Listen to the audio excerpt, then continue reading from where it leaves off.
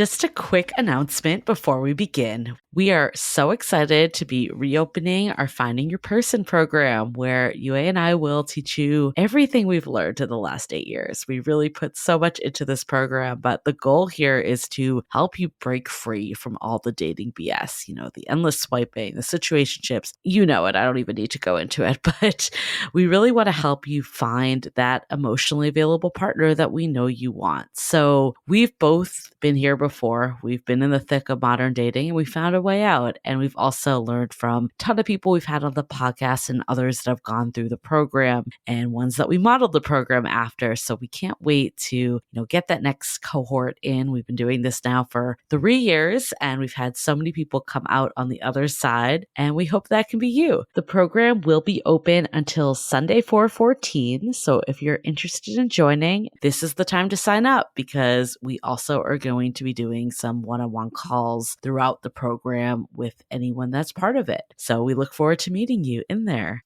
I'm going to link the program in the show notes, and you could also go to our website or findingyourperson.com to find the link to sign up. Okay, let's get into the episode. We are so thrilled to be partnering with Hinge. Hinge is the dating app designed to be deleted. As you all know, I'm a huge Hinge advocate, as I met my partner of almost 3 years on the app. Even before meeting him, Hinge was always my go-to app because I met more relationship-minded people here and had some great dates. Clearly, I haven't been on the app for a little while, but I re-downloaded it to check out some of the new features. One that stood out to me was the voice prompt, my best friend's take on why you should date me, where your friend can hype you up. Not only does this make the profile creation less daunting, but it's not always easy to see your own green flags. So to test it out, I asked UA some fun prompts to get her take on what I could put if I was dating again. So the first one, how long have we known each other? What was your first impression of me, and how has that changed? Julie and I have known each other for almost 10 years. My first impression of Julie was that she's very social, but I've learned that she has a lot more depth to her beyond the social butterfly that she is. My next prompt, what do you think are my green flags? I would say she's deeply loyal. She believes in love, curious mindset, and she is fearlessly ambitious. And then last but not least, what kind of friend am I?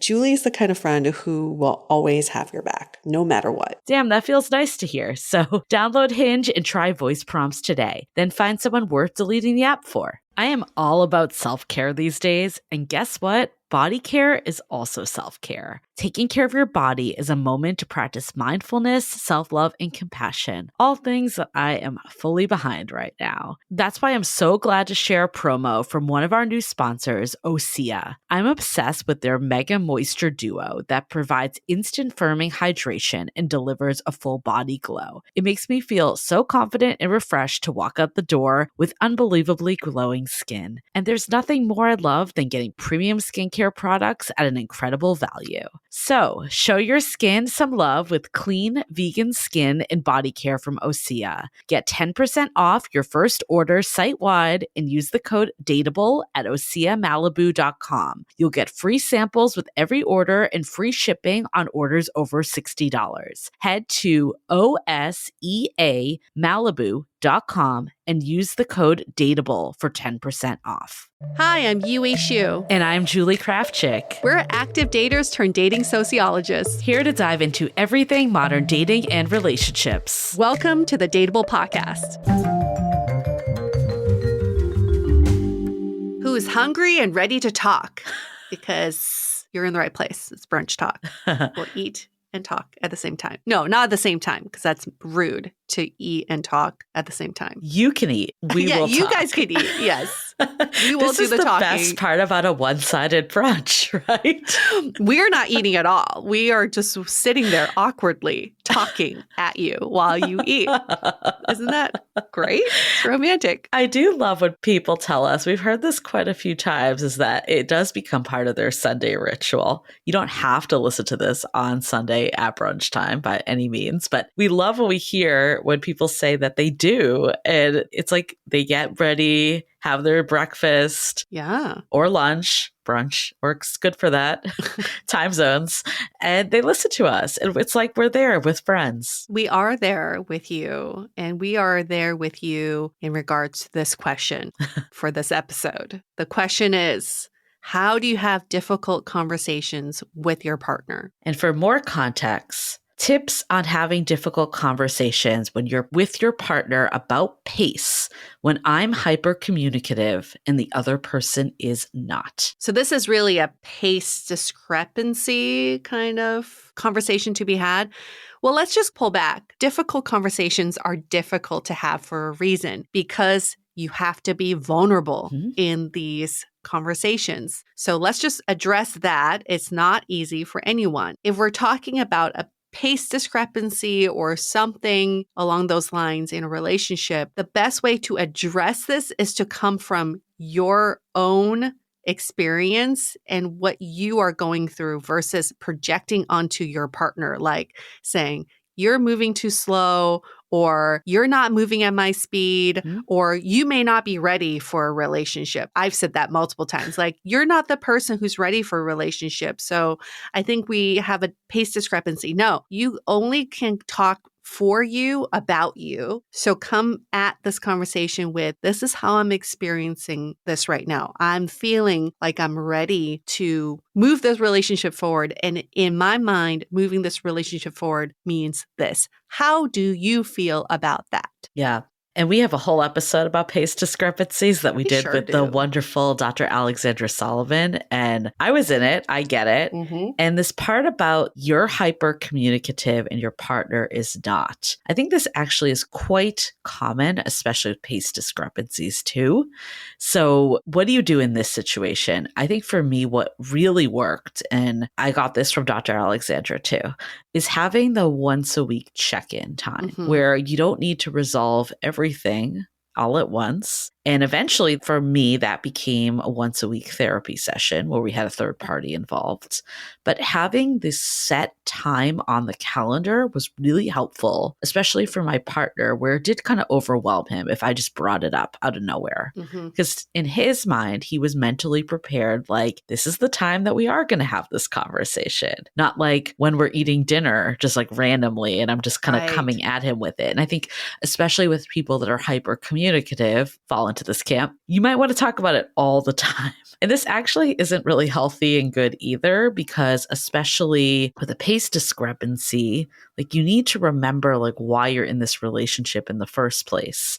My guess is if you want to move the relationship forward, there's a lot of really good things going on in your relationship. Yeah. So just talking about your pace discrepancy 24/7, it's going to remove all the really good things about your relationship. And then it's going to bring that person further away from getting to where you are. So really suggest time boxing the conversation and making sure that you both commit to a time, though, where you will be discussing it. Having a place for regular check-ins is so important because it gives both people the space to communicate whatever's on their mind in that moment. And you want to get to these issues when they're not big issues. They're just maybe a lingering, nagging thought. And I always think about the paper towel analogy. If you take a piece of a paper towel just a little bit at a time, you don't actually notice the roll is getting smaller and smaller.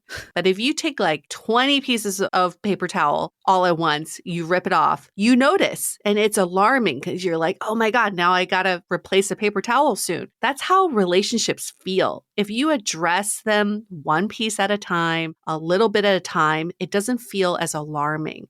And like what Julie was saying is like, your mind may already be 10 pieces tear away in the paper towel, but your partner is not there yet. Right. They haven't even ripped into the paper towel yet. So it's very alarming for them to all of a sudden see this shift in your energy. So having space for consistent, casual conversation is so much more important than having the talk. Yes, it should never be a one-time talk, that's for sure. No. Before we keep going, though, I want to take a quick break to hear from some of our sponsors. This episode is made possible by Armoire. Armoire makes getting dressed easy. With a clothing rental membership from Armoire, build the perfect wardrobe with brands that are high quality, unique, and recommended just for you. All you have to do is take a 5-minute style quiz and select items from your dynamic, personalized closet. The styles show up at your door in as little as 2 days. Then when you're ready for new clothes, just swap them out. Listen, I live in Southern California. There is absolutely no need for puffer coats or any sort of those winter jackets. But when I travel anywhere else in the world in these cold months, I'm often burdened with the task of getting winter clothes. And now with Armoire, I can just rent my winter wardrobe. It's brilliant. Right now, our listeners can give Armoire a try and get up to 50% off their first month. That's up to $125 off. Just visit armoire.style/dateable. That is armoire.style, spelled ARMOIRE.style/DATEABLE to get up to 50% off your first month and never worry about what to wear again. Try Armoire today. Living with ADHD can be a challenge, and dating with ADHD is definitely a challenge, we've heard many of you say. But finding the right care and proper tools needed to succeed can be life-changing. Done is an online ADHD care platform that can get you all the resources you need to help manage your ADHD. Online visits, refills, and a 24/7 care team made for you. In just 1 minute, Done's online assessment can help kickstart your ADHD treatment journey. With experienced clinicians, worry-fill refills, and online visits, you can start getting personalized care as soon as today or tomorrow. So contact an expert team that can help you around the clock and get a personalized treatment plan just for you. Here's how you do it. Take a free 1-minute assessment and book an appointment with a licensed ADHD clinician as soon as the next day. Get continuous care, one-click refills, insurance coverage, and 24/7 care team support with Done for just $79 a month, and pharmacy copays as low as $0. Visit get.donefirst.com/podcast to learn more. That's get.donefirst.com/podcast to learn more. Done. Turn ADHD into your strength. So how do you have this conversation in a way that brings two people together, especially when one person might be a little less communicative? I do think it's important to get to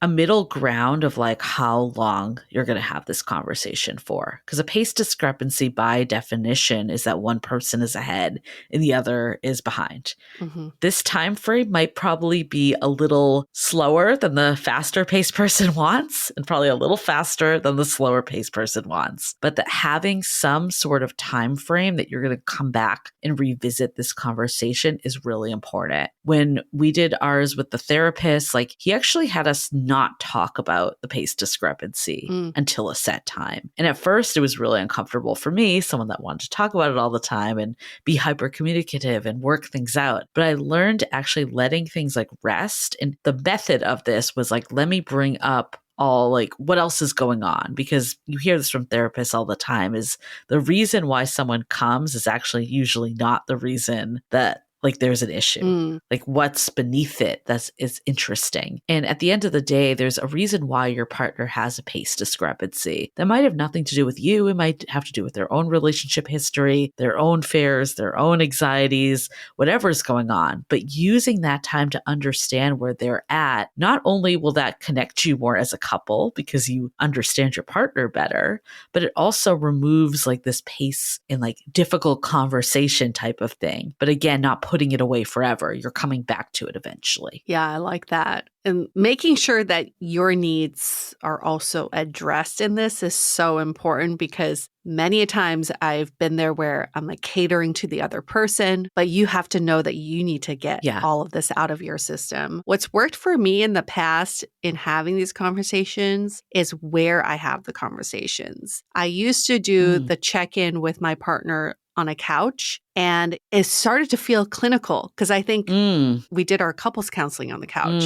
So he associated that with really serious conversations. So we started moving it to the bedroom, and we're just sitting up on the bed. Interesting. And that I felt like was a more conducive environment because you're both in your safe place. This is not where we take our therapy sessions. This is not where we have those crazy talks. And it kind of let our guards down and just be more soft with each other and more compassionate with each other. That's a really good point. Environment does matter so much. And, also like for me, actually the couch was a good place because it felt very comfortable. So it's all relative to you. We also didn't do therapy on the couch. So it's like, it all comes down to your patterns. But I think finding a day, a time when you're not stressed, you're not like between things, like you can really devote to it is really important. And it's hard because I feel like when there isn't an issue, I guess, like it's easy to let those check-ins slide. Yes. I'm thinking about the last couple that my partner and I have maybe missed. They're so important though, because like you said earlier, if you're getting ahead of it, it doesn't become a big thing as much. Yes. But also like know when to enlist a third party. Like there was a time, at least for me, where we were talking in circles and we weren't able to like get to the real root of things and communicate. But having that third party come in and be like, wait, we're not going to talk about the pace. We're going to go a little deeper of what's actually happening, ended up being like exactly what we needed. I don't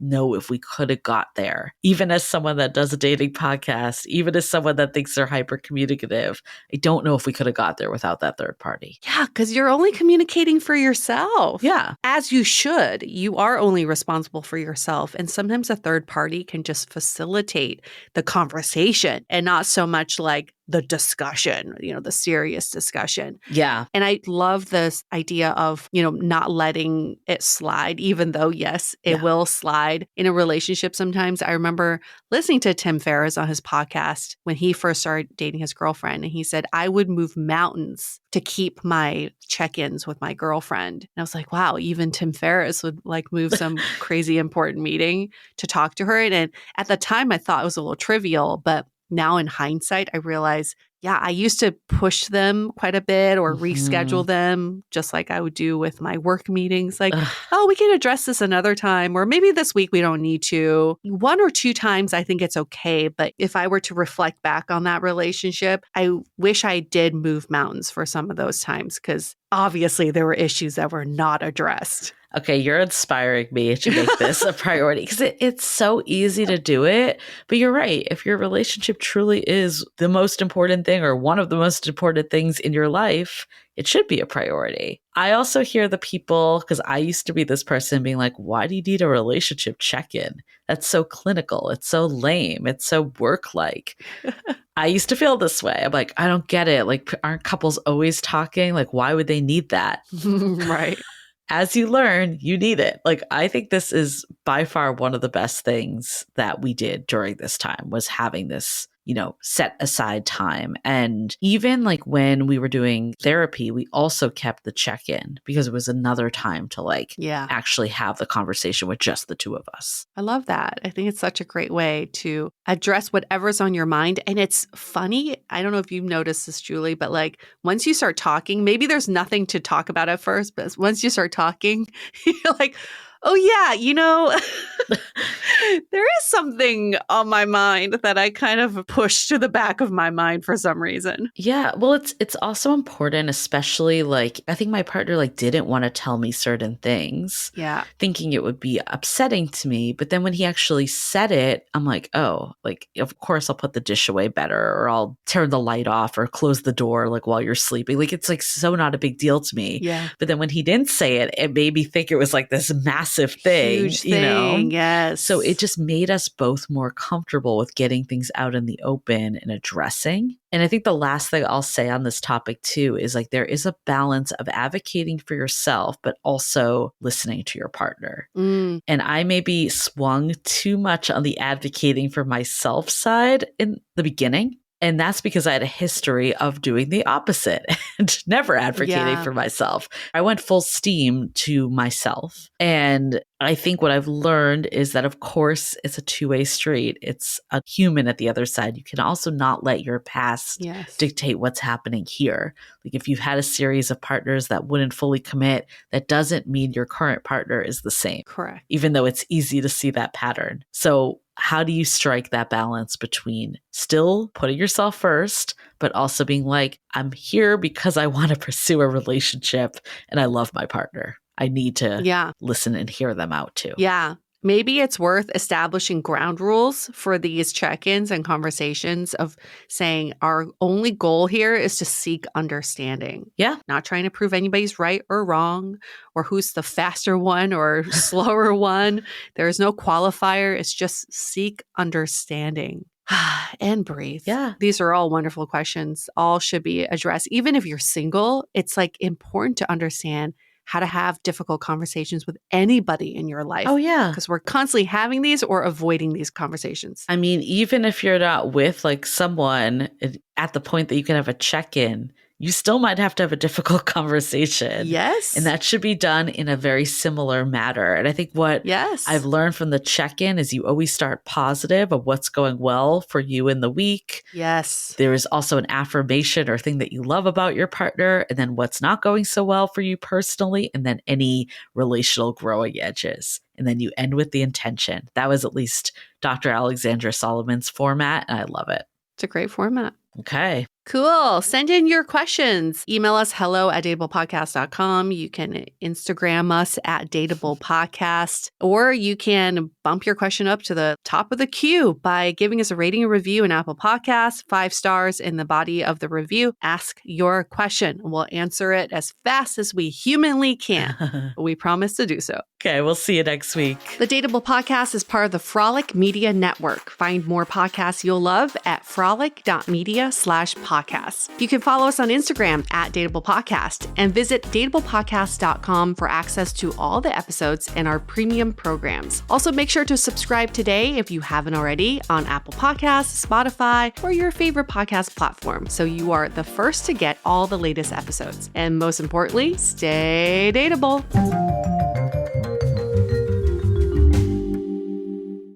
Just a quick announcement before we begin. We are so excited to be reopening our Finding Your Person program, where UA and I will teach you everything we've learned in the last 8 years. We really put so much into this program, but the goal here is to help you break free from all the dating BS, the endless swiping, the situationships. You know it. I don't even need to go into it, but we really want to help you find that emotionally available partner that we know you want. So we've both been here before. We've been in the thick of modern dating, and we found a way out. And we've also learned from a ton of people we've had on the podcast and others that have gone through the program and ones that we modeled the program after. So we can't wait to, get that next cohort in. We've been doing this now for 3 years, and we've had so many people come out on the other side, and we hope that can be you. The program will be open until Sunday 4/14. So if you're interested in joining, this is the time to sign up, because we also are going to be doing some one-on-one calls throughout the program with anyone that's part of it. So we look forward to meeting you in there.